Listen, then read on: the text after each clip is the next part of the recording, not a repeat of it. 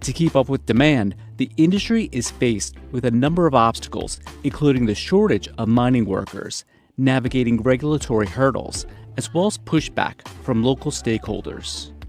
There are areas where you can mine and areas where you can't mine.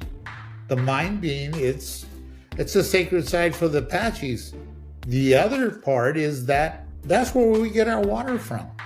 On top of that, mining is difficult, costly, and often dangerous work.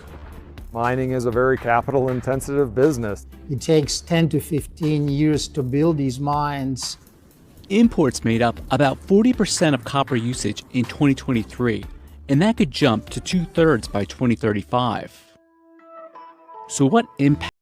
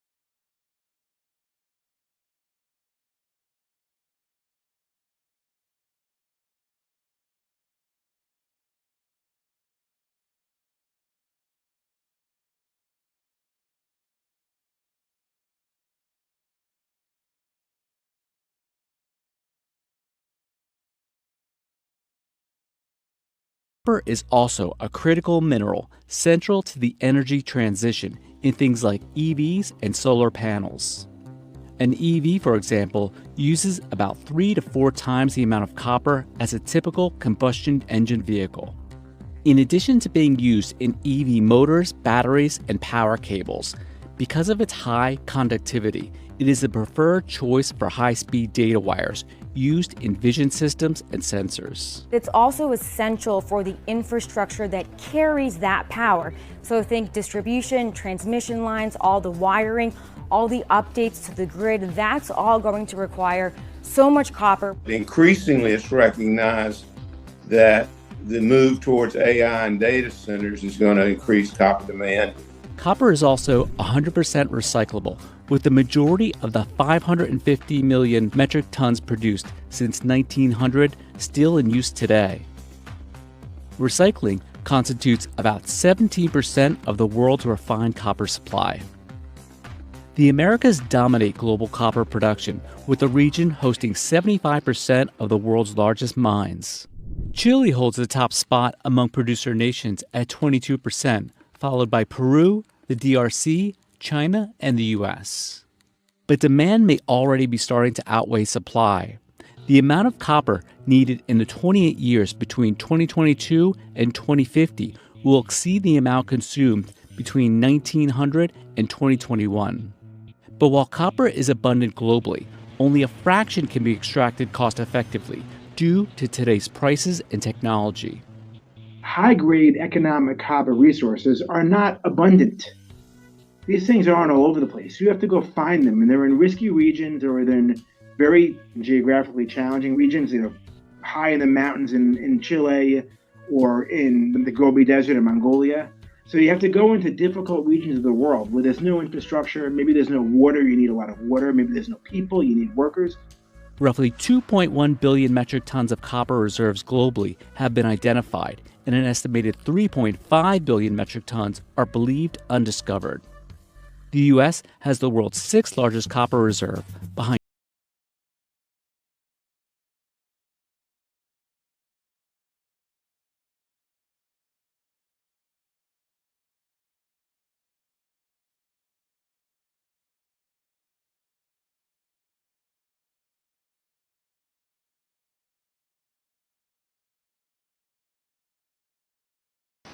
For a while, back in the 2010s, they spent a lot and investors didn't like it. And so now they've pulled back on their exploration and production budgets. They've been paying dividends, they've been buying back stock, and all of that means it's hard to build new mines. So you want to build a mine in a region of the world where the rule of law will apply.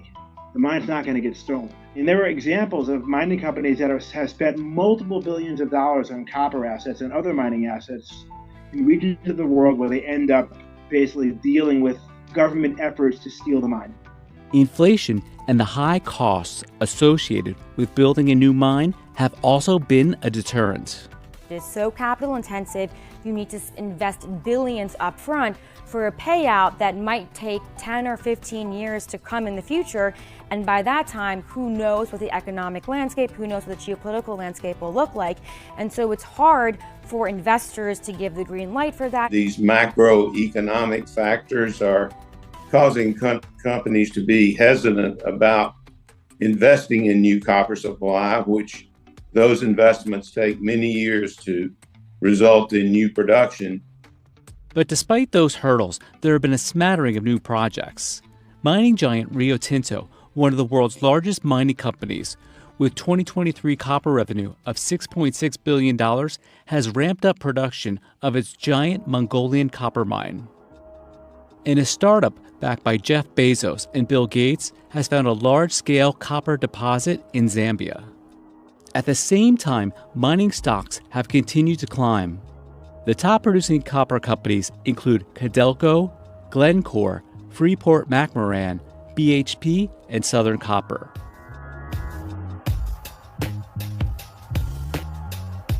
To mitigate risk, some copper miners are looking to the U.S. to expand their operations.